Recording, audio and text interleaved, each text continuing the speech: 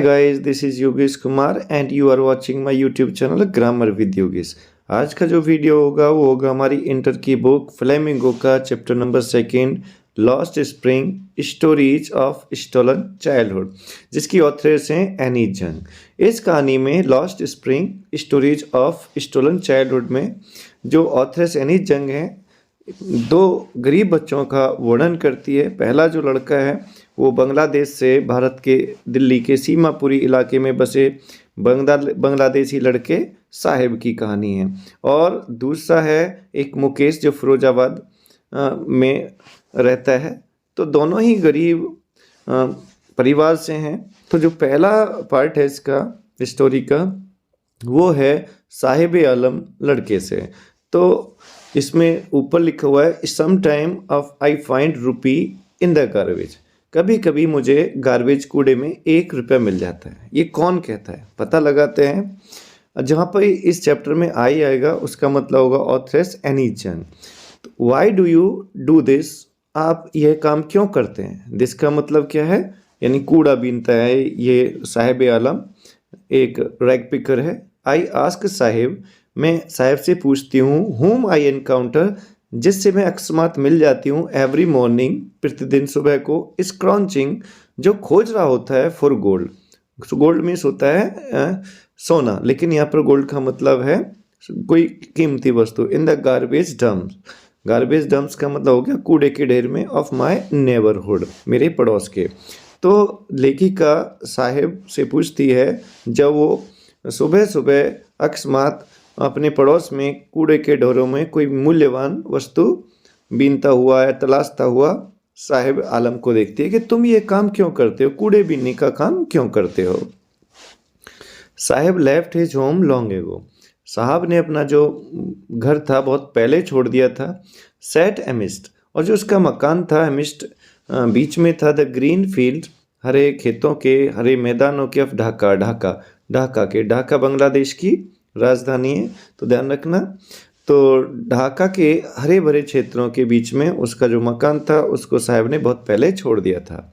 His home is not even a distant memory, his home उसका जो घर था इज नॉट एवन, यहाँ तक कि ये डिस्टेंट दूर दूर की मेमोरी स्मृति में है, अर्थात अब जो साहब है उसको दूर दूर तक अपने गाँव अपने घर की स्मृति नहीं है, याद नहीं है। देयर वर मैनी स्टॉर्म्स, बहुत सारे तूफान आते थे। दैट स्वैप अवे, जो उड़ा ले जाते थे देयर फील्ड्स उनके खेतों को, एंड होम्स घरों को। His mother tells him, Sahib की माँ उसको बताती है कि जो हमारा ढाका में हरियाली के बीच में जो मकान था वहाँ पर बहुत तूफान आते थे और वह हमारे खेतों को और घरों को उड़ा ले जाता था। खेतों से मतलब है यहाँ पर उनकी फसल को उड़ा देता था। तो साहिब की माँ उसको बताती है दैट इज वाई, इसीलिए दे लेफ्ट, उन्होंने वो ढाका वाला जो अपना मकान था छोड़ दिया था। Looking for gold in the big cities, और सोने अर्थात कीमती वस्तुओं की तलाश करते हुए वो बड़े शहरों में पहुंच गए। वेयर ही लिव्स नाउ, जहाँ पर वो अब रहता है, और कीमती वस्तु की तलाश करते करते वो बड़े शहरों में पहुंच गए जहाँ पर वो अब रह रहे। I have nothing else to do he muttered, जब लेखिका यानी जंग शुरू में जो इन्वर्टेड कॉमा में जो कोटेशन दिया है उसके लिए कह रहा है आंसर। ही मटर्ड, साहिब बुदबुदाते हुए कहता है I have nothing else to do, मेरे पास करने के लिए और कुछ भी नहीं, यानी मैं कूड़ा बीनने के अतिरिक्त और कुछ नहीं कर सकता। लुकिंग अवे, दूर देखते हुए, अर्थात एनी जंग से नजरें न मिलाते हुए वह बुदबुदाते हुए कहता है मेरे पास करने के लिए और कुछ नहीं है। गो टू स्कूल, आई से ग्लिवली, ग्लिवली का मतलब होता है बिना विचार किए, तो मैं वैसे ही बिना विचार किए सोचे कह देती हूँ गो टू स्कूल, स्कूल जाओ। रियलाइजिंग, और मुझे तुरंत महसूस होता है, रियलाइजिंग इमीडिएटली, और मैं तुरंत महसूस करती हूँ हाउ होलो, कि कितनी खोखली द एडवाइस सलाह मस्ट साउंड, ये लगी होगी। मैं तुरंत ये महसूस कर लेती हूँ कि मेरी ये जो सलाह स्कूल जाने की जो मैं उससे कह रही हूँ ये कितनी खोखली सलाह उसे लगी होगी। There is no school in my neighbourhood, मेरे पड़ोस में कोई स्कूल नहीं है। When they build one I will go, जब वहाँ पर स्कूल बन जाएगा मेरे पड़ोस में, आई विल गो, तो मैं स्कूल जाऊँगा। एनी जंग से साहिब आलम कह देता है। If I start a school will you come, I ask half joking. जो एनी जंग है वो अधूरा सा मजाक करते हुए कहती है साहिब से, यदि मैं एक स्कूल शुरू करूंगी, विल यू कम, क्या आप उस स्कूल में आओगे? यस ही सेज, जो साहब है वो कहता है यस हाँ, स्माइलिंग ब्रॉडली, एक चौड़ी सी मुस्कान चेहरे पे लाकर, और एक चौड़ी सी मुस्कान चेहरे पे लाकर साहब कह देता है यस हाँ। ए फ्यू डे लेटर, कुछ दिनों के बाद, I see him running up to me, मैं उसे अपने पास दौड़ता हुआ आता देखती हूँ और वो पूछता है इज योर स्कूल रेडी, क्या तुम्हारा स्कूल तैयार है? It takes longer to build a school, I say इम्बास्ट। अब एनी जंग यहाँ पर कहते हैं आई से, मैं कहती हूँ, इम्बास्ट थोड़ा शर्मिंदा होते हुए, eight having made a promise, कि मैंने एक ऐसा वादा किया था, दैट वाज नॉट मीट, जिसका कोई अर्थ नहीं था। अब मैंने जो वादा किया था जिसका कोई अर्थ नहीं था, उस वादे से मैं शर्मिंदा होकर साहेब से कहती हूँ it takes longer to build a school, कि इट स्कूल बनाने में एक अधिक समय लगता है। तो एनी जंग कहती है कि उसने जो वादा किया था कि क्या मैं स्कूल बनाऊंगी तो तुम आओगे। अब वो लड़का वापस आकर उससे कह रहा है कि भाई क्या तुम्हारा स्कूल तैयार है? तो एनी जंग अपने किए गए वादे से थोड़ा शर्मिंदगी महसूस करते हुए, जिसका कोई अर्थ नहीं था, कहती है कि स्कूल बनाने में टाइम लगता है, समय लगता है। बट प्रोमिसेस लाइक माइन, लेकिन मेरे जैसे जो वादे थे, अबाउंड, भरे हुए थे, इन एवरी कॉर्नर, प्रत्येक कोने में, ऑफ हिज ब्लीक वर्ड, उसके अंधकारपूर्ण संसार में। मेरे जैसे जो वादे थे लोगों ने जो साहेब से किए थे, वो साहेब के आलम के अंधकारपूर्ण जीवन के प्रत्येक कोने में भरे हुए थे।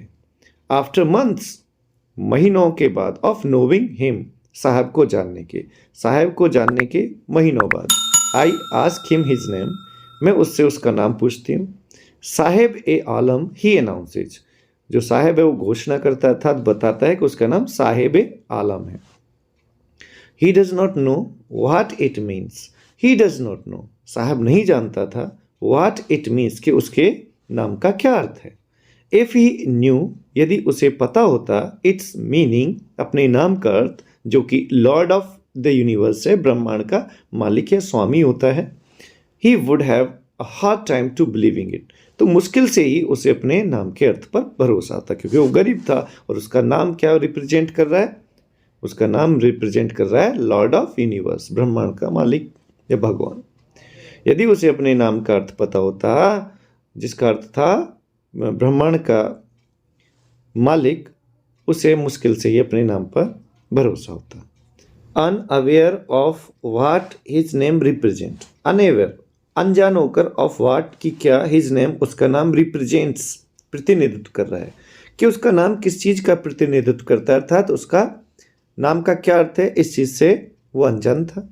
ही रोम्स द स्ट्रीट, वह गलियों में भटकता था, विद हिज फ्रेंड्स, अपने मित्रों के, अपने नाम के अर्थ से अनजान होकर, अनभिज्ञ होकर, जो साहिब आलम था वो अपने मित्रों के साथ गलियों में रोम्स करता था, भटकता था। An army of barefoot boys, an army, एक सेना, ऑफ बेयरफिट बॉयज, नंगे पैर वाले लड़कों की, who appear like the morning birds, जो सुबह की चिड़ियाओं की तरह अपीयर होते थे, प्रकट होते थे, एंड डिसअपियर एट नून, और दोपहर को गायब हो जाते थे। जिस प्रकार सुबह को चिड़ियाएं निकलती हैं और दोपहर को गायब हो जाती हैं, उसी प्रकार इन नंगे पैरों के लड़कों की एक सेना थी, जो सुबह को निकलती थी और दोपहर होने पर गायब हो जाती थी। ओवर द मंथ्स, महीनों बाद, I have come to recognise each of them, महीनों के बाद मैं अब उन प्रत्येक लड़के को पहचानने लगी। और why aren't you wearing chappal, I ask one, जो साहिब आलम के साथ रहने वाले लड़के थे उनमें से एक लड़के से एनी जंग पूछती है वाई आरंट यू वेयरिंग, आप क्यों नहीं पहने हुए हो चप्पल, आप चप्पल क्यों नहीं पहने हुए? My mother did not bring them down from the safe, he answers simply. और वो लड़का सीधी तरह से एनी जंग को आंसर देता है, उत्तर देता है और कहता है my mother did not bring them down, कि मेरी माँ नीचे नहीं उतार रही है चप्पल को, देम यहाँ पर चप्पल्स के लिए है, फ्रॉम द सेफ, अलमारी से। अब लड़का एनी जंग को सीधे तौर पर उत्तर देता है कि मेरी माँ उन्हें अलमारी से, सेफ के ऊपर से नहीं उतार रही है। Even if she did, he will throw them off एट्स अनदर बॉय। एक दूसरा लड़का कह देता है इफ यदि सी डिड इसकी माँ डिड उतार दे चप्पल को, he will throw them off तो यह लड़का उन्हें उतार के फेंक देगा। दूसरे लड़के ने यानी जंग को बताया कि यदि इसकी माँ अलमारी के ऊपर सेफ के ऊपर से चप्पलों को उतार भी देगी तो उन्हें फेंक देगा। हु इज वेयरिंग शूज, और यह लड़का जो कह रहा है ना हु इज वेयरिंग, यह लड़का भी पहने हुए था शूज जूते दैट डू नॉट मैच, जो एक जैसे नहीं थे अर्थात अलग अलग तरह के। एक ऐसा लड़का जो अलग अलग तरह के दो जूते पहने हुए था, वो लड़का कहता है कि यदि इसकी माँ अलमारी से उन्हें उतार भी देगी तो ये उन्हें थ्रो ऑफ कर देगा, फेंक देगा। When I comment on it, लेकिन एनी जंग कह रही है जब मैंने इसके बारे में कहा, कमेंट मीन्स कहा, टिप्पणी की, अर्थात किसके बारे में कि वो अलग अलग जूते क्यों पहना हुआ है। He shuffles his feet, वह आगे पीछे अपने पैरों को करता है, and says nothing, और कुछ नहीं कहता। यानी जंग कह रही है कि जब मैं उससे पूछती हूँ कि उसने अलग अलग तरह के जूते क्यों पहने हुए हैं तो वो अपने पैरों को सफल करता है, आगे पीछे करता है और कुछ नहीं कहता। I want shoes, says a third boy, तीसरा लड़का उनमें से कहता है कि मुझे जूते चाहिए। Who has never owned a pair all his life, जिसने अपने पूरे जीवन में कभी भी एक जोड़ी जूते नहीं देखे थे। एक ऐसा लड़का उनमें से जिसने अपने पूरे जीवन में कभी भी एक जोड़ी जूता नहीं देखा था, ठीक है, वो कहता है कि मुझे जूते चाहिए।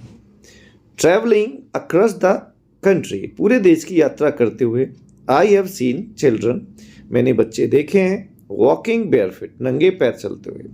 यानी जंग कह रही है कि पूरे देश की जब मैं यात्रा पर थी तो मैंने नंगे पैर चलते हुए लड़कों को देखा है। इन द सिटीज, शहरों में भी, ऑन विलेज रोड्स, और गांव की सड़कों पर भी। It is not lack of money, ऐसा इसलिए नहीं कि पैसे की कमी के कारण नंगे पैर रहते हैं, बट अ ट्रेडिशन, बल्कि एक परंपरा है, टू स्टे बेयरफुट, नंगे पैर रहना, इज वन एक्सप्लेनेशन, और एक तरह की व्याख्या अर्थात दिखाना है, दिखावा है। I wonder if this is only an excuse, मैं आश्चर्यजनक होकर सोचती हूँ इफ की क्या, this is only an excuse, क्या एक बहाना है, टू एक्सप्लेन अवे, दिखाने का, बताने का, परपेचुअल स्टेट ऑफ पॉवर्टी, हमेशा बनी रहने वाली गरीबी को, हमेशा बनी रहने वाली गरीबी को प्रदर्शित करने का, नंगे पैर रहकर चल रहना या नंगे पैर के साथ चलना, ये एक बहाना है। आई रिमेंबर ए स्टोरी, मुझे कहानी याद आती है, a man from Udupi once told me, जिसे मुझे उडुपी के एक व्यक्ति ने सुनाई थी। यानी जब मैं नंगे पैर वाले लड़कों को देखती हूँ तो उडुपी के एक व्यक्ति ने मुझे एक कहानी सुनाई थी जो मुझे याद आ जाती है। एज अ यंग बॉय, अब यहाँ पर ये जो उडुपी वाला व्यक्ति है वो अपनी कहानी सुनाता है यानी जंग को, तो वो कहानी याद आ रही है उसके बारे में थोड़ा सा। As a young boy he would go to school, जब वो एक युवा लड़का था तो वो स्कूल जाया करता था, पास्ट से होकर गुजर कर एन ओल्ड टेम्पल, एक पुराने मंदिर से। जब वो एक छोटा लड़का था तो एक पुराने मंदिर के पास से होकर वो स्कूल जाता था। Where his father was a priest, जहाँ जिस मंदिर में उसके पिताजी पुजारी थे। He would stop briefly at the temple, और वह थोड़ी समय के लिए मंदिर पर रुकता था। And pray for a pair of shoes, और एक जोड़ी जूते के लिए प्रार्थना किया करता था। तो उडुपी वाला व्यक्ति बताता है यानी जंग को कि जब वो एक छोटा बच्चा था तो मंदिर के पास से होकर स्कूल जाता था और उस मंदिर में उसके पिताजी एक पुजारी थे और थोड़े समय के लिए वो उस मंदिर में रुकता था और एक जोड़ी जूते के लिए प्रार्थना करता था। 30 years later, 30 साल के बाद, आई विजिटेड हिज टाउन, अब एनी जंग कहती है कि मैं 30 साल के बाद उस व्यक्ति के गांव में गई। एंड द टेम्पल, और वह मंदिर जहाँ पर वो एक जोड़ी जूते के लिए प्रार्थना करता था, वह मंदिर which was now ड्रॉन्ड in the air of, जो अब खंडर हो चुका था, डेसोलेशन, वीराने में, अर्थात वहाँ पर अब वीराना था। वो जो मंदिर था 30 साल बाद एक वीराने की तरह हो चुका था। इन द बैकयार्ड, और मंदिर के पीछे, where lived the new priest, अब एक नया साधु रहने लगा था। There were red and white plastic chair, वहाँ पर लाल और सफ़ेद प्लास्टिक की कुर्सियाँ थी।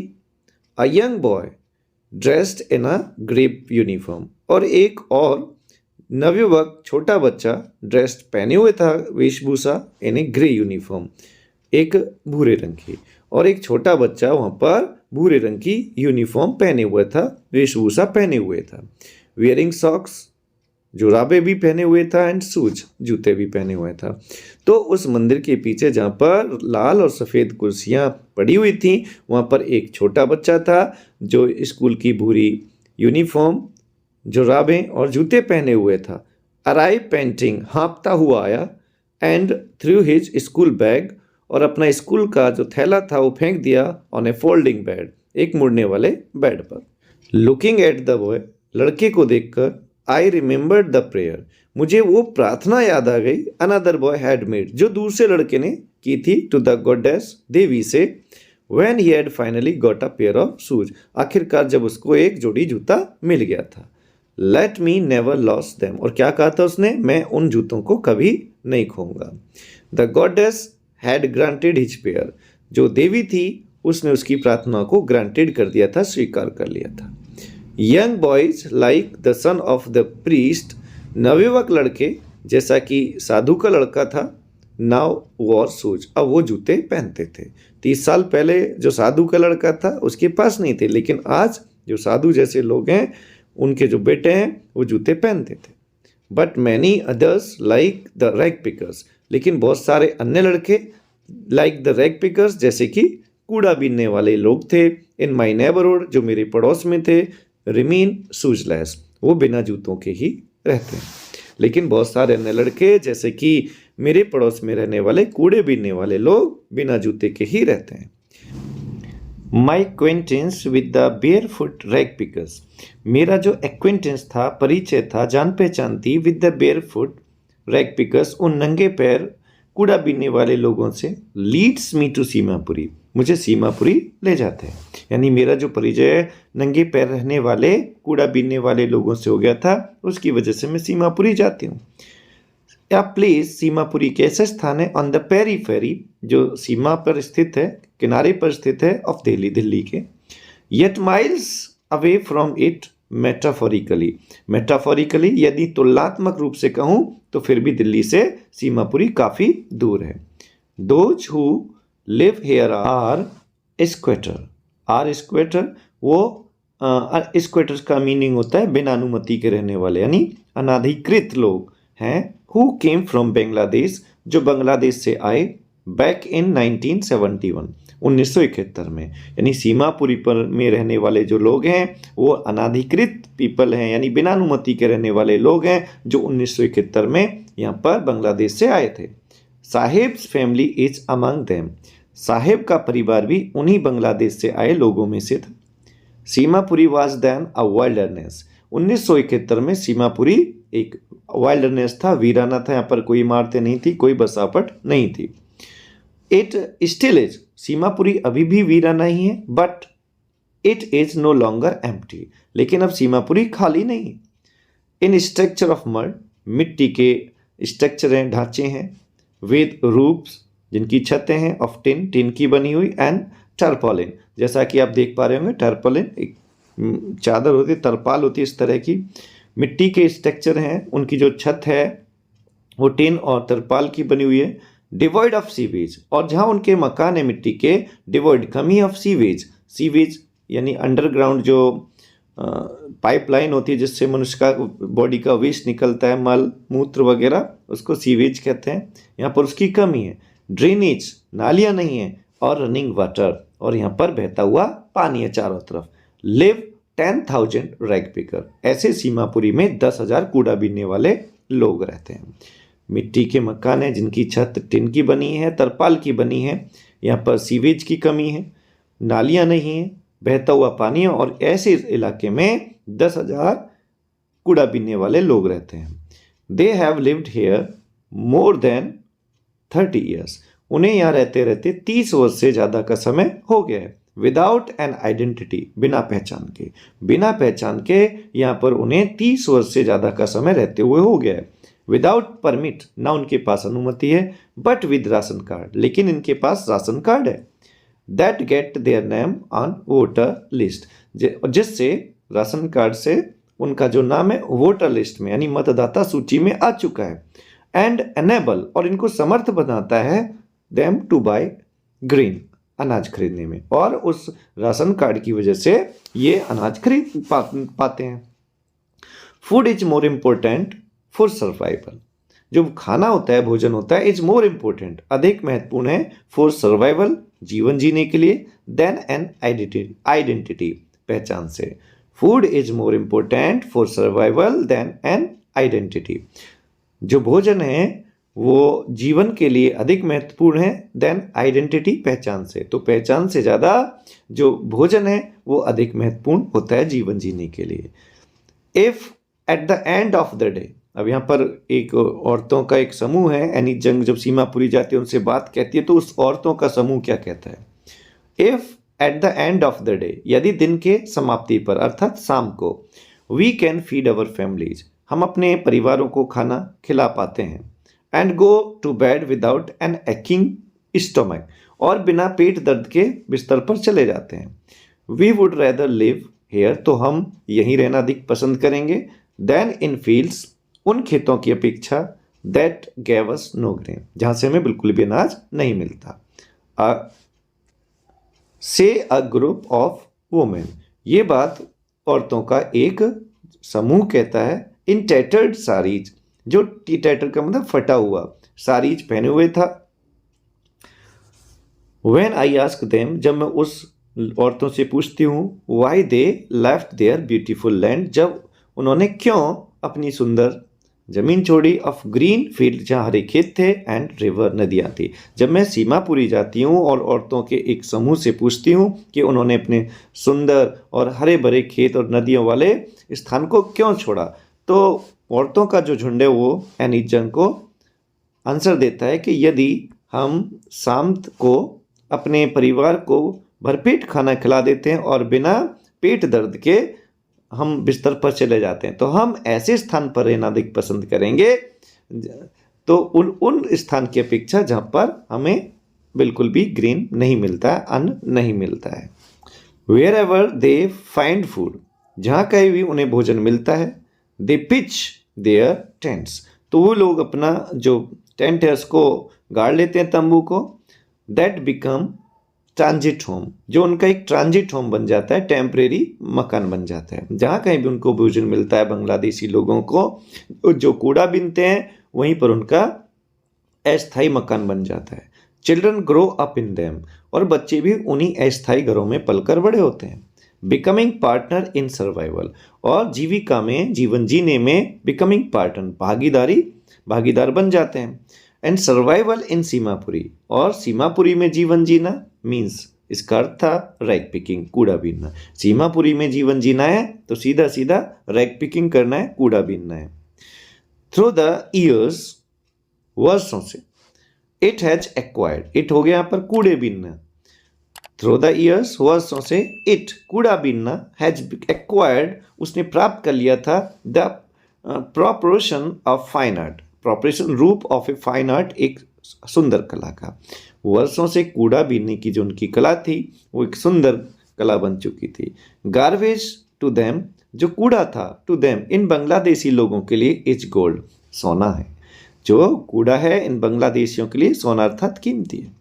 It is their daily bread, कूड़ा ही इनकी रोजाना की रोटी है। A roof over their head, उनके सर के ऊपर की छत है। Even if it is leaking, चाहे वो छत लीकिंग ही क्यों ना करती हो, टपकती ही क्यों ना हो। बट फॉर ए चाइल्ड, लेकिन एक बच्चे के लिए, इट कूड़ा इज एवन मोर, उससे भी कहीं अधिक है। आई समटाइम फाइंड अ रूपी एवन अ 10 rupee note, Sahib says his eyes lighting up. Sahib से जब एनी जंग पूछती है तो वो कहता है अपनी आंखों में चमक लाते हुए, आई समटाइम फाइंड अ रूपी, कभी कभी मुझे 1 रुपया मिल जाता है। एवन अ 10 रुपी नोट, यहाँ तक कि मुझे 10 रुपये का नोट भी मिल जाता है। When you can find a silver coin in a heap of garbage, जब तुम्हें एक कूड़े के ढेर में एक सिल्वर कॉइन मिल जाता है, चांदी का सिक्का मिल जाता है, अर्थात कीमती वस्तु मिल जाती है, यू डोंट स्टॉप स्क्रॉन्चिंग, तो आप उस कूड़े को पलटना नहीं छोड़ते हैं। फॉर, क्योंकि देर इज होप, एक आशा होती है ऑफ फाइंडिंग मोर, कि आपको और अधिक वहाँ पर मिल सकता है। जब आपको कूड़े में कोई सिल्वर कॉइन मिल जाता है, कीमती वस्तु मिल जाती है, तो आप उस कूड़े को पलटना नहीं छोड़ते, क्योंकि उस आपको आशा होती है कि आपको वहाँ पर और कुछ मिल सकता है। It seems that for children garbage has a meaning different from what it means to their parents.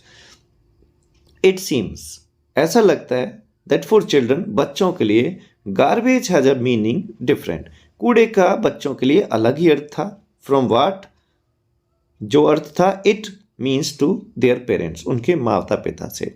बच्चों के लिए कूड़े का अर्थ उनके माता पिता से बिल्कुल अलग था।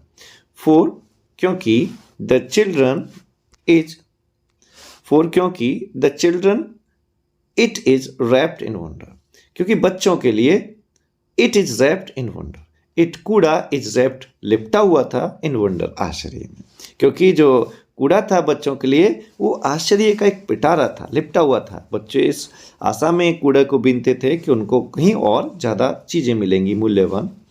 फॉर द एल्डर्स, जबकि बड़ों के लिए it is a means of survival, कि जो कूड़ा था बड़ों के लिए इज अ मीन्स, एक साधन था, साधन है ऑफ सर्वाइवल, जीविका का लिए। बच्चों के लिए जो कूड़ा है वो आश्चर्य में लिपटा हुआ है, जबकि जो बड़े लोग हैं उनके लिए कूड़ा सर्वाइवल का यानी जीविका जीने का एक मीन्स है, साधन है। वन विंटर मॉर्निंग, एक दिन सर्दियों की सुबह को, आई सी साहेब स्टैंडिंग, मैं साहेब को देखती हूँ खड़ा हुआ, बाय द फेंस्ड, चार दीवारी के पास, गेट, वहाँ पर गेट था उसके पास, ऑफ द नेबरहुड क्लब, पास के ही क्लब के। एक दिन सर्दियों की सुबह को मैं साहब को अपने पास के क्लब के चार दीवारी के गेट के पास खड़ा हुआ देखती हूँ।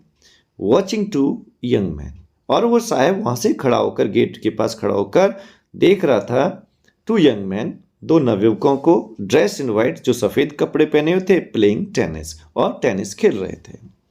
आई लाइक द गेम, और क्या कहता है उनको देखते, आई लाइक द गेम, मुझे एक खेल पसंद है। ही हम्स, वह बुदबुदाता है। Content to watch it standing behind the fan, content संतुष्टि प्राप्त करता है, टू वॉच इट, टेनिस के खेल को देखते हुए, स्टैंडिंग बिहाइंड द फेंस, चार दीवारी के पीछे खड़ा होकर, चार दीवारी के पीछे खड़ा होकर टेनिस के खेल को देखकर वो संतुष्टि महसूस करता है। आई गो इनसाइड, और क्या कह रहा है, आई गो इनसाइड, मैं अंदर चला जाता हूँ, when no one is around, जब आसपास कोई नहीं होता। साहब कह रहा है कि मैं अंदर भी चला जाता हूँ इस क्लब में जब आसपास कोई नहीं होता, ये एडमिट्स, वह स्वीकार करता है।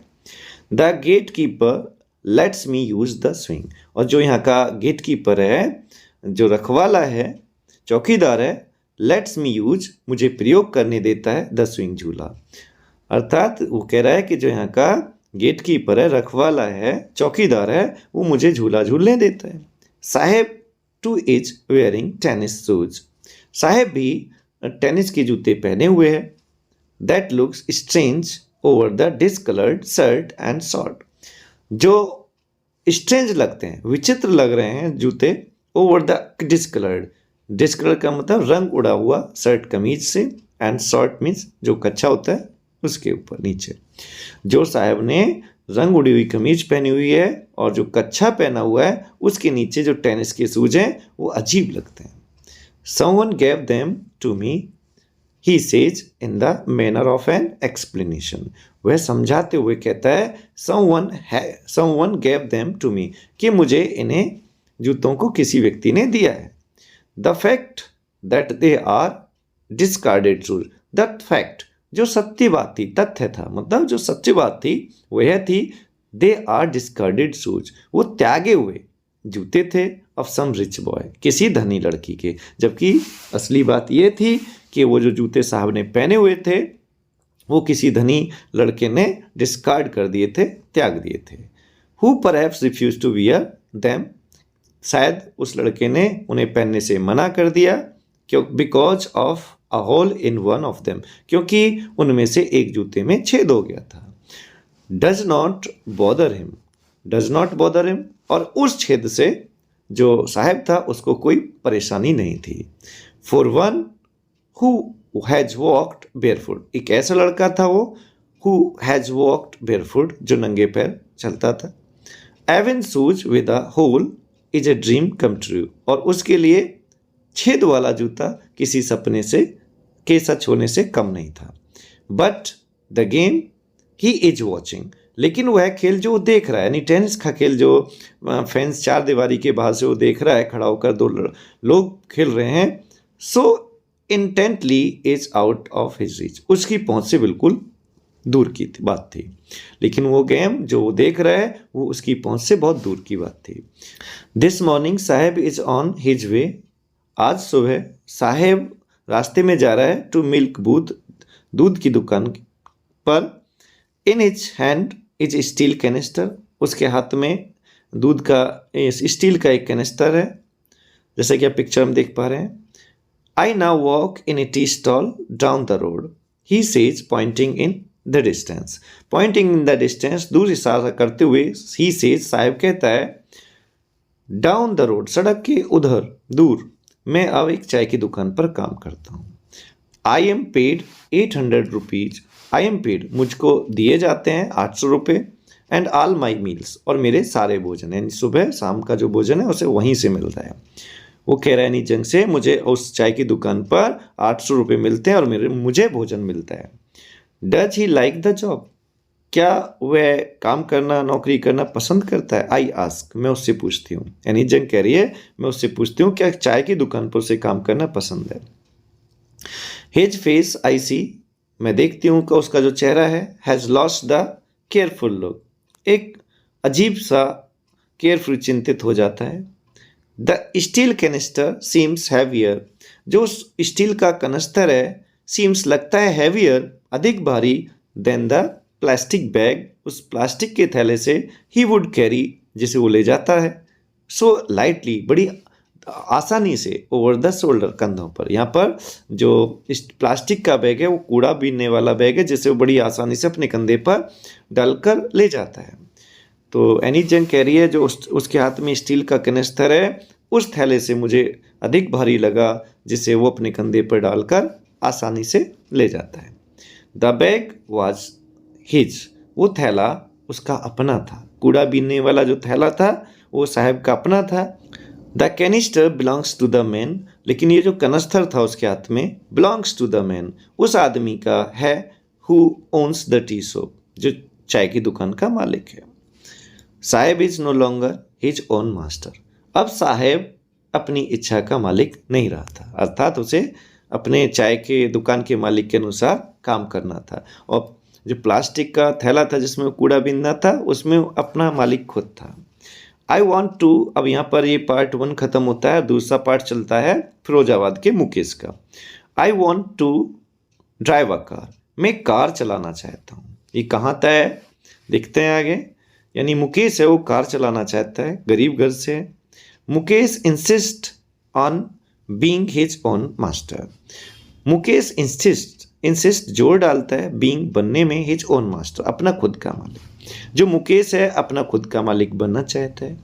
I will be a motor mechanic, मैं एक मोटर मैकेनिक बनूंगा। ही अनाउंसेज, मुकेश बताता है। Do you know anything about cars, I ask, और मैं मुकेश से पूछती हूँ कि क्या तुम कार के बारे में कुछ जानते हो? I will learn to drive a car, he answer, और मुकेश कहता है कि मैं एक कार चलाना सीख लूंगा। Looking straight into my eyes, सीधा मेरी नज़रों से नज़रें मिलाकर, मुकेश मुझसे नज़र से नज़र मिलाकर कहता है कि मैं कार चलाना सीख लूंगा।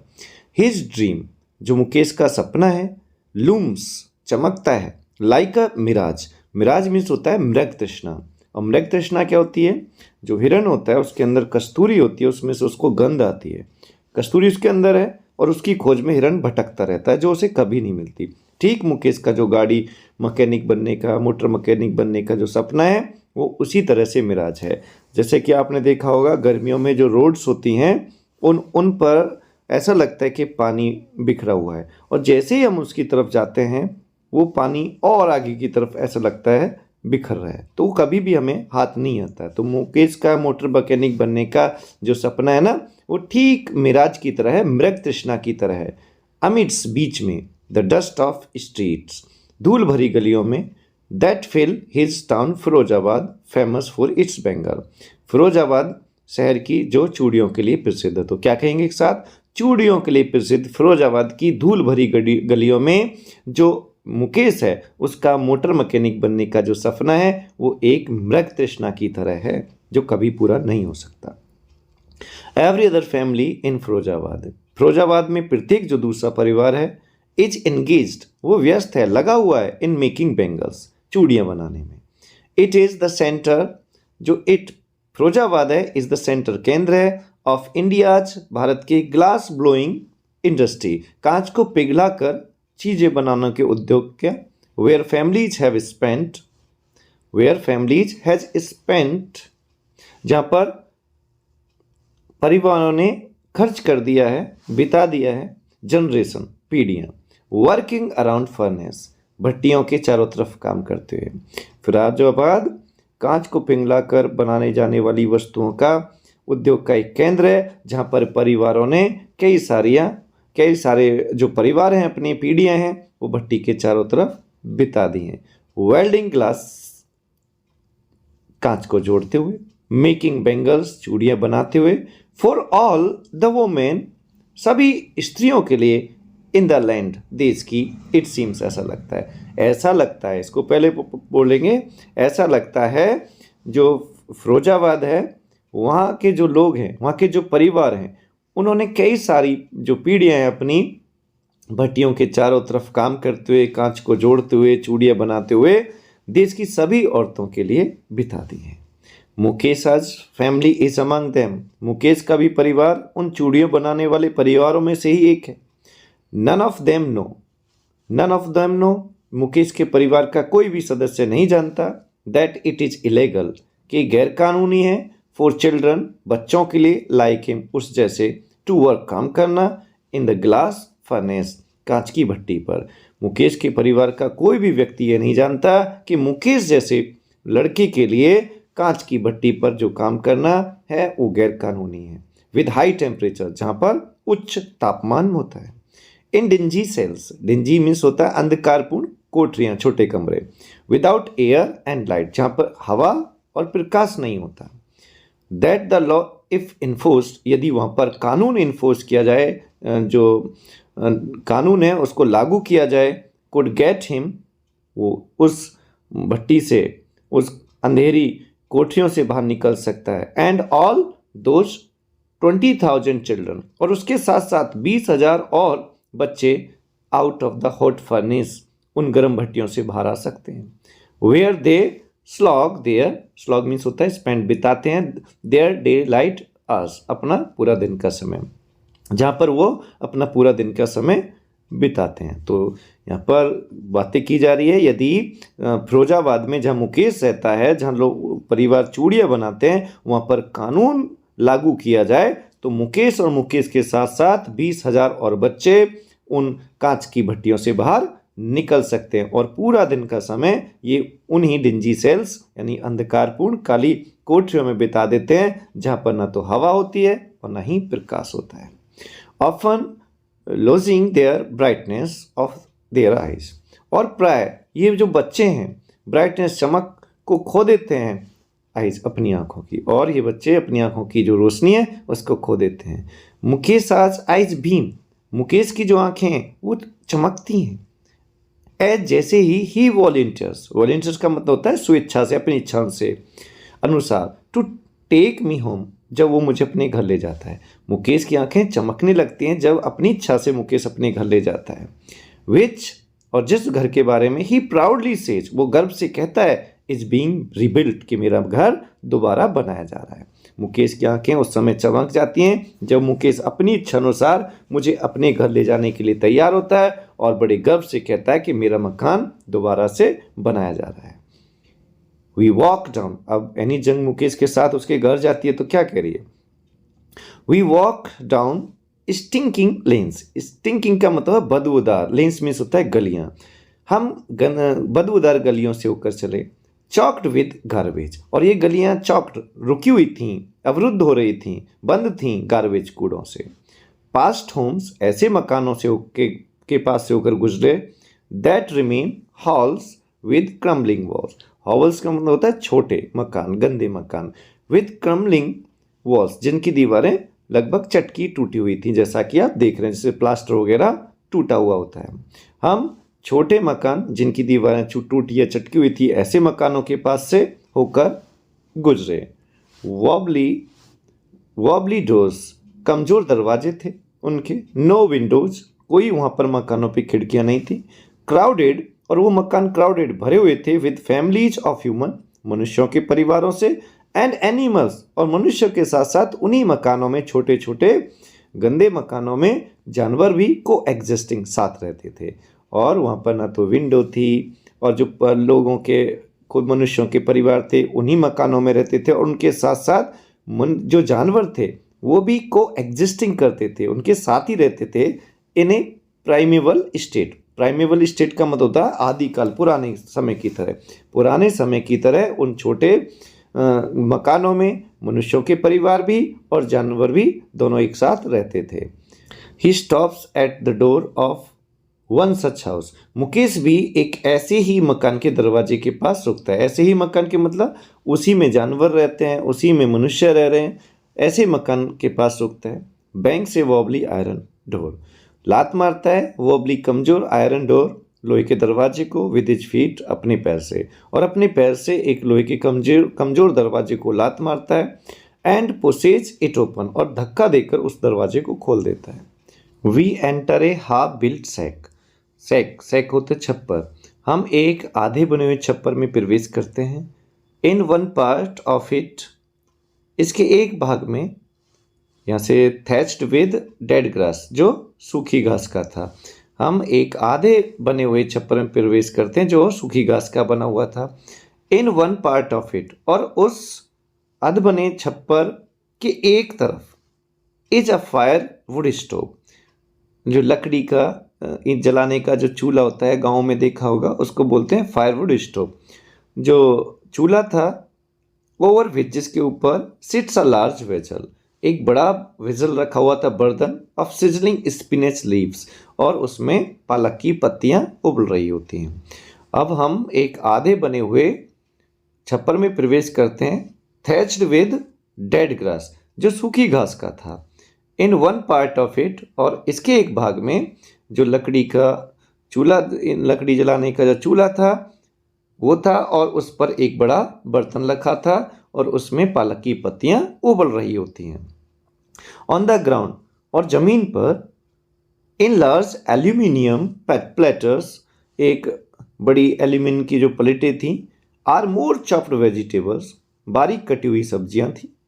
अ frail young woman, frail means होता है वीक, एक कमजोर युवा औरत, नवयुवती, इज कुकिंग, पका रही है, द इवनिंग मील, शाम का भोजन, फॉर द होल फैमिली, पूरे परिवार के लिए। एक कमजोर सी नवयुवती पूरे परिवार के लिए शाम का खाना पका रही है। Through eyes filled with smoke, वे आंखें जिनमें धुआं भरा हुआ है, सी स्माइल्स, उन आंखों के साथ वो मुस्कुराती है। She is the wife of Mukesh elder brother, वह मुकेश के बड़े भाई की पत्नी है। Not much older in years, वर्षों में अधिक उम्र की नहीं है। She has begun to command respect as bahu, the daughter in law of the house, अब वो जो मुकेश की पत्नी है उसे घर की बहू के रूप में, अर्थात पुत्र वधू के रूप में सम्मान मिलना शुरू हो गया है।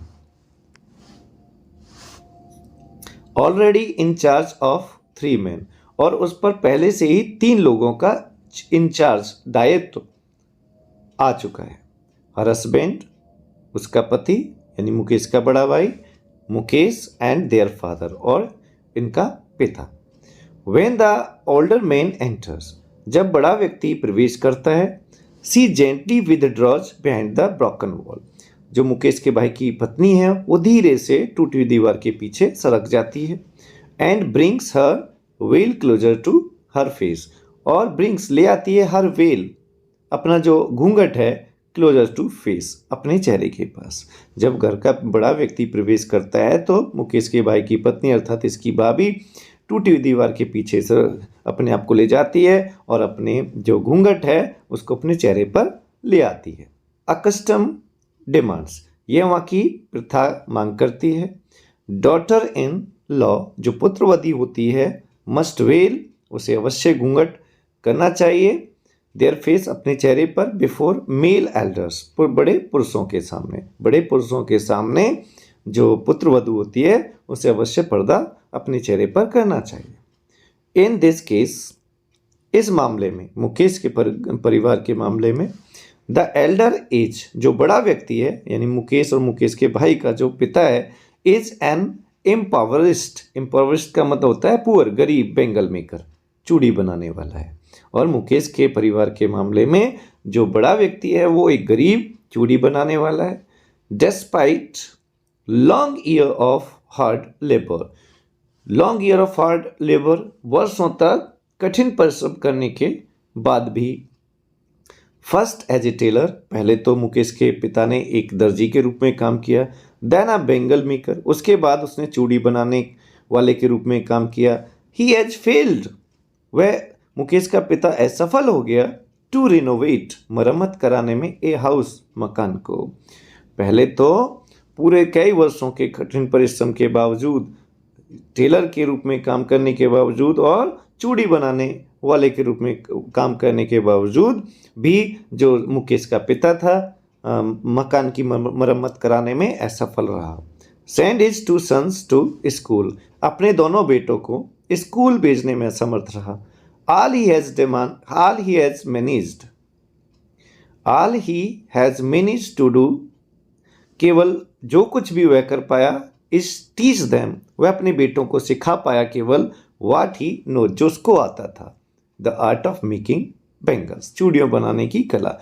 जो कुछ वह कर पाया वो केवल इतना कर पाया था कि जो कुछ उसे आता था उसने अपने बेटों को सिखा दिया, और वो क्या था, चूड़ी बनाने की कला उसको आती थी और उसने अपने बेटों को चूड़ी बनाने की कला सिखा दी। इट इज हिज कर्म, his destiny, says Mukesh grandmother. और जो मुकेश की जो दादी है वो कहती है ये तो इनका कर्म यानी डेस्टिनी है, डेस्टिनी या कर्म दोनों सेम है, भाग्य है, ये तो इनका कर्म है, भाग्य है।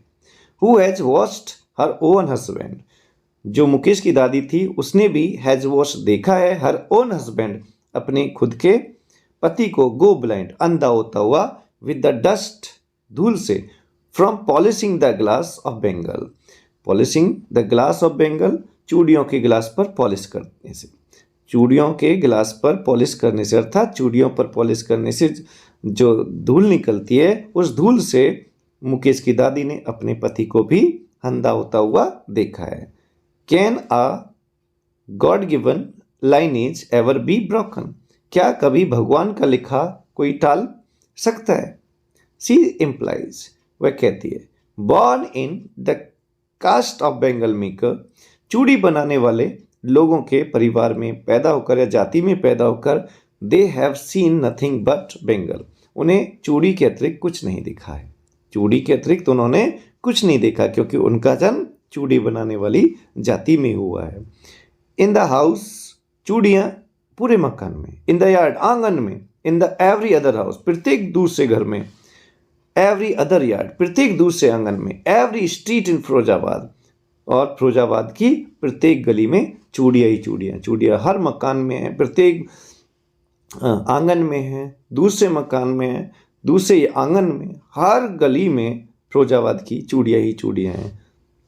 Spirals of bangles, spiral of bangles, spiral means होता है छल्ले, अर्थात गोल गोल बेंगल्स, चूड़ियाँ, सनी गोल्ड, सुनहरे रंग की, सूरज कैसे रंग की, पैडी ग्रीन, हरी चूड़ियाँ, रॉयल ब्लू, राजकीय नीले रंग की चूड़ियाँ, पिंक, गुलाबी, पर्पल, बैंगनी, एवरी कलर, प्रत्येक रंग की चूड़ियाँ, born out of the 7 colours, जो पैदा होती हैं 7 रंगों से, ऑफ द रेनबो, इंद्रधनुष के, जैसे इंद्रधनुष के 7 रंग होते हैं उसी हर प्रकार की जो चूड़ियाँ थीं वो वहाँ थीं।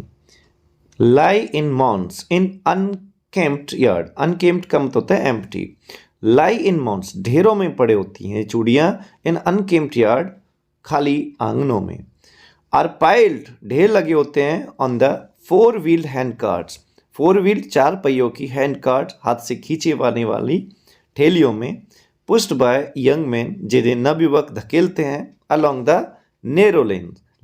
नैरो लेन का मतलब हो गया तंग गलियों में, ऑफ द सेंटी, सेंटी का मतलब होता है डर्टी, टाउन मीन्स नगर की।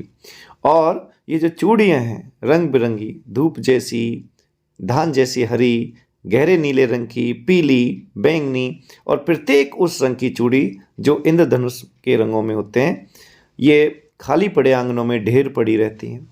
और 4 पहिए की जो हाथ से खींचे वाली जाने वाली गाड़ियाँ, उन पर ढेर लगा रहता है। और इन 4 पहिए की जो हैंड कार्ट्स हैं, ठेलियाँ हैं, इनको नवयुवक लोग गंदे से नगर की तंग गलियों में धकेलते हैं। एंड और in the dark hut means अंधकारपूर्ण झोंपड़ियों में, next to line of flame a flickering oil lamp, flickering of oil lamp, तेल के जो दीपक की टिमटिमाती लाइन ऑफ फ्लेम्स लो है।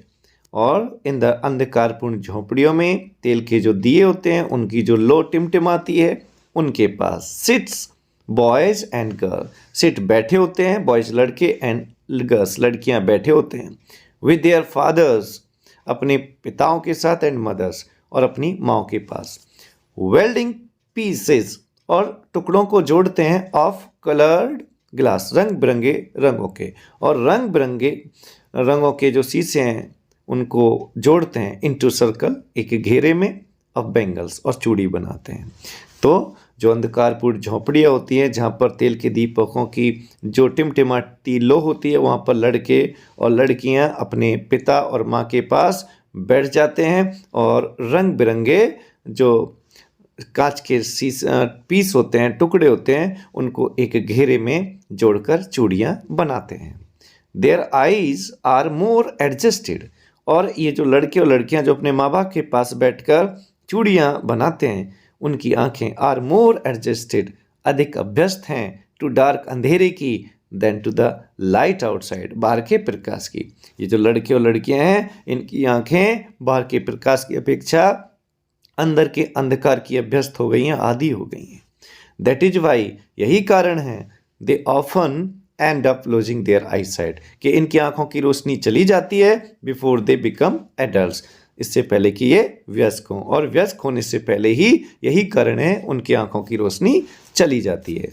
Savita a young girl, Savita एक नवयुवती है, इन अ ड्राई पिंक ड्रेस, जिसने एक हल्के उड़े हुए गुलाबी रंग की ड्रेस पहनी हुई है, कपड़े पहने हुए हैं, सिट्स अलॉन्ग साइड, वो बैठी हुई है पास में, एन एल्डरली वुमेन, एक बुजुर्ग औरत के। सविता नाम की एक नवयुवती जिसने पीले रंग के उड़े हुए फीके रंग की ड्रेस पहनी हुई है, वो अपने एक बूढ़ी औरत के पास बैठी हुई है। सोल्डरिंग पीसेज ऑफ ग्लास, वह सोल्डरिंग जोड़ रही है पीसेज ऑफ ग्लास, कांच के टुकड़ों को। सविता नाम की एक नवयुवती है जिसने फीके रंग गुलाबी रंग की ड्रेस पहनी हुई है, वो एक काफ़ी बुजुर्ग महिला के पास बैठी है, सोल्डरिंग पीसेज ऑफ ग्लास, और कांच के टुकड़ों को जोड़ रही है। As her hands move mechanically like the tongs of machine, और उसके जो हाथ हैं मशीन के जो चिमटे होते हैं उस तरह से बिल्कुल चल रहे हैं। आई वंडर, मैं आश्चर्य के साथ सोचती हूँ, इफ़ कि क्या, सी नोज, सविता जानती है, सविता को पता है, द सैंक्टिटी पवित्रता, प्योरिटी ऑफ द बेंगल्स चूड़ियों की, सी हेल्प्स मेक, जिनको बनाने में वो मदद कर रही है।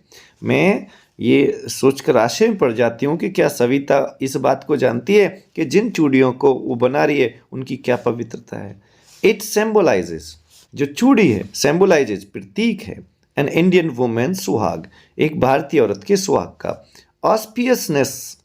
ऑस्पियसनेस, ये पवित्र है, शुभ है, इन मैरिज, शादी में, और चूड़ियों को शादी में ऑस्पिशियसनेस यानी पवित्र माना जाता है, शुभ माना जाता है। It will down on her suddenly one day, it will down, ये आ पड़ेगा, ऑन हर, उसके ऊपर भी, सडनली अचानक, वन डे एक दिन, when her head is draped with a red well, जब उसके सर पर एक लाल वेल घूंघट होगा। हर हैंड, वो डाइड रेड विद हेना, और उसके हाथों को हेना यानी मेहंदी से रचा दिया जाएगा। And red bangles rolled on to her wrist, और लाल चूड़ियाँ उसके हाथ में पहना दी जाएंगी। तब जाके सविता को एक दिन पता चलेगा। She will then become a bride, तब सविता एक दुल्हन बनेगी। Like the old women beside her, ठीक उस तरह से जो बूढ़ी औरत उसके पास है। Who became one many year ago, जो एक दुल्हन बहुत वर्ष पहले बन चुकी है। ठीक उसी प्रकार से सविता भी दुल्हन बन जाएगी उस औरत की तरह जो उसके पास बैठी, जो वर्षों पहले एक दुल्हन बन चुकी है। She still has bangles on her wrist, आज भी उसकी कलाई पर चूड़ियां हैं। But no light in her eyes, लेकिन उसकी आंख में रोशनी नहीं है। एक वक्त शेर भर खाना नहीं खाया, एक वक्त शेर भर खाना भी नहीं खाया। सी सेज, वह औरत जो सविता के पास कह रही है, वो कह रही है कि हम एक चूड़ी बनाने वाली कास्ट में पैदा हुए हैं, हमने यहाँ जन्म लिया है और अभी तक हमने भरपेट खाना कभी नहीं खाया। In a voice dreamed of joy, एक ऐसी आवाज़ में जिसमें कोई उत्साह नहीं होता है, खुशी नहीं होती, ऐसी आवाज़ में कहती है एक वक्त शेर भर खाना भी नहीं खाया। She has not enjoyed even one full meal in her entire lifetime. She has not enjoyed, उसने कभी आनंद नहीं लिया है even one full meal, एक वक्त के खाने का भी in her entire life, ऐसा पूरा जीवन में उसने एक वक्त का टाइम का जो खाना है वो भी भरपेट कभी नहीं खाया है। That is what she has reaped, बस उसने यही काटा है, काटा है मतलब यही पाया है। Her husband an old man with a flowing beard, उसका पति एक बूढ़ा व्यक्ति जिसकी हवा सेलती हुई दाढ़ी है, सेज कहता है I know nothing except bangles, मुझे चूड़ियाँ बनाने के अतिरिक्त कुछ नहीं आता। All I have done I make a house for the family to live in, जो मैंने कमाया है सब कुछ बस यही एक मकान है परिवार के रहने के लिए। Hearing him one wandered if he has achieved what many have failed in their life time. Hearing him, उस व्यक्ति की बात को सुनकर वन कोई भी वंडर आशय करते हुए सोचेगा इफ की क्या ही हैज अचीव्ड, उसने कोई ऐसी चीज प्राप्त कर ली है what many have failed in their life time, जिन्हें वो अपने पूरे जीवन में प्राप्त नहीं कर पाए। यानी वो जो व्यक्ति कह रहा है कि मैंने जीवन में जो कुछ किया है अपने परिवार के रहने के लिए एक मकान बना लिया है, उस व्यक्ति का कहने का मैनर्स या तरीका इस तरह का है कोई भी उसकी बात को ये सोचेगा कि क्या उसने कोई ऐसी चीज़ प्राप्त कर ली है जिसे अपने पूरे जीवन में कोई कभी प्राप्त नहीं कर पाया है। यानी मकान को बनाने का उसका जो लहजा है वो ये है कि उसने बहुत बड़ी चीज़ प्राप्त कर ली है। He has a roof over his head, उसके सर के ऊपर उसकी छत है। The cry of not having money to the anything except carry on the business of making bangles. The cry, रोना, विलाप करना, ऑफ नॉट हैविंग मनी, धन का ना होना, टू डू एनीथिंग, कुछ भी कार्य करने के लिए, except carry on the business of making bangles, केवल चूड़ियाँ बनाने के व्यापार को जारी रखने के लिए। चूड़ी बनाने के कार्य को जारी रखने के अतिरिक्त किसी और कार्य के लिए धन का ना होना, इसका जो विलाप है, not having enough to eat, उसके बाद खाने के लिए भी पर्याप्त नहीं होता। रिंग्स इन एवरी होम, प्रत्येक घर में वो जो रोना धोना है वो गूंजता है। यानी चूड़ियाँ बनाने का जो कार्य है उस कार्य को जारी रखने के लिए पैसे का होना, उसके अतिरिक्त किसी भी और कार्य के लिए करने के लिए उनके पास पैसा ना होना, खाने के लिए पैसा ना होना, ये जो रोना धोना है पूरे घर में ये गूंजता है। हर कोई ये कहता है कि चूड़ी बनाने के कार्य के अतिरिक्त उनके पास खाने के लिए भी पर्याप्त धन नहीं होता है। The young man echo the lament of their elders, जो नवयुवक हैं, इको द लेमेंट्स, वो शोक विलाप करते हैं, ऑफ देयर एल्डर्स, अपने बुजुर्गों का। Little has moved with time, समय के साथ कुछ भी नहीं बदला। इट सीम्स, ऐसा लगता है, इन फिरोजाबाद में ऐसा लगता है समय के बीतने के साथ साथ फिरोजाबाद में कुछ नहीं बीता। Years of mind numbing toil, वर्षों के मस्तिष्क को सुन्न कर देने वाला जो परिश्रम है। हैव किल्ड उसने समाप्त कर दिया है, ऑल इनिशिएटिव, इनिशिएटिव मीन्स होता है नेतृत्व करने की क्षमता को, and the ability of to dream, ability to dream सपने देखने की क्षमता के, वर्षों के मस्तिष्क को स्तंभ कर देने वाले, सुन्न कर देने वाले परिश्रम के बाद ने हैव किल्ड ऑल इनिशिएटिव उनकी नेतृत्व करने की क्षमता को, and the ability to dream और सपने देखने की क्षमता को मार दिया है।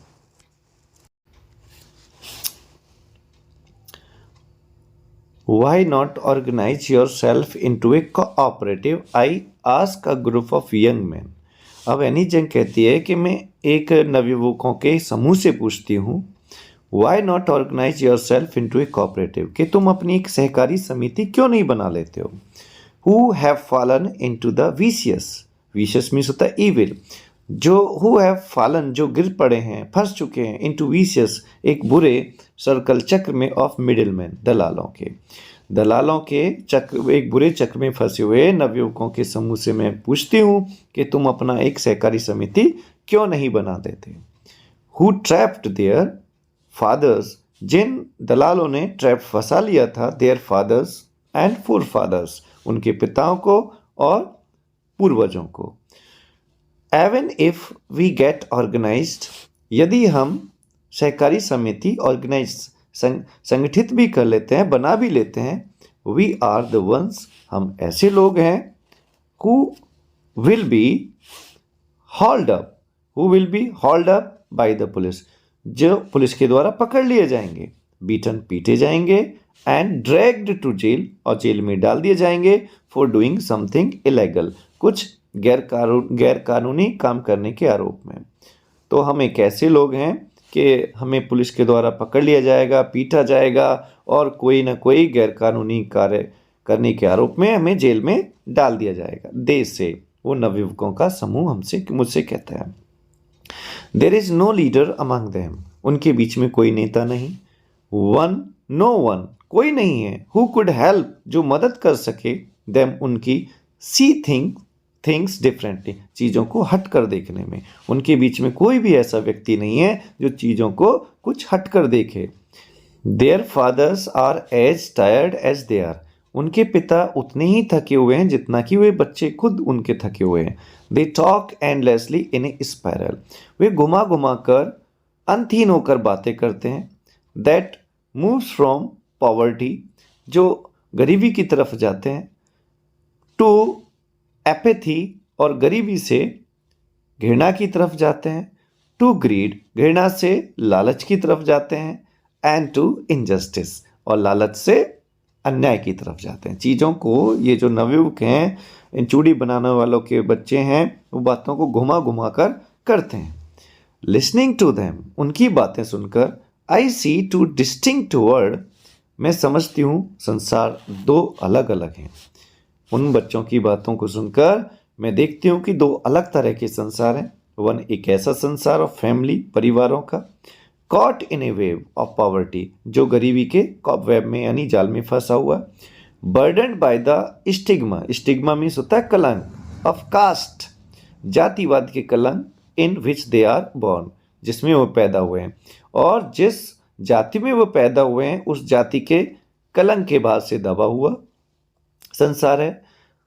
द अदर और दूसरा संसार अ विशियस सर्कल और एक बुरा चक्र है ऑफ साहूकारों का, द मिडिल मैन दलालों का, द पुलिसमैन सिपाहियों का, द कीपर ऑफ लॉ कानून के रखवालों का, द ब्यूरोक्रेट्स सरकारी अधिकारियों का, एंड द पॉलिटिशियन और राजनेताओं का। उनकी बातों को सुनकर दो तरह के संसार लगते हैं।